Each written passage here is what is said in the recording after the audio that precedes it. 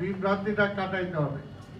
বিভ্রান্তিটা কাটানোর জন্য আপনারাই হলেন সঠিক মানুষ, কারণ তারা ইসলামের নামে, এটা ভাই বলছে যে তারা একটা ব্যবসায়ী দল, ইসলামের নামে ব্যবসা করে, আর আওয়ামী লীগ করছে মুক্তিযুদ্ধের নামে।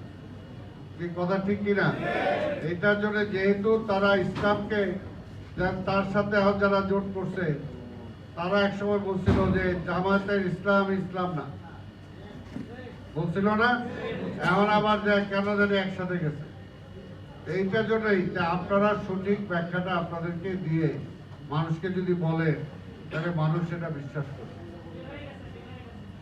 আমার বের হয়ে গেছে, কারণ ওই জোটের মধ্যে তারা আসলেও, কারণ এটা তো তাদের এই জোট তো কোনো মানে আদর্শের জোট না। তাদের এই জোটটা করছিল কিভাবে মুসলমানের কথা বলে, ইসলামের কথা বলে ভোটটাকে ভাগ করা যায়, বিএনপির পক্ষে যাতে এই ভোটটা না আসে, এটাই ছিল তাদের উদ্দেশ্য।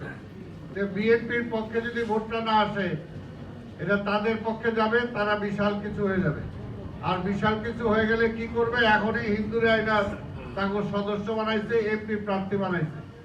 আজকে আপনাদের সামনে প্রশ্ন করতে চাই, জামাত ইসলাম কি তাদের দলের সেক্রেটারি জেনারেল কোনো হিন্দুকে বানাবে?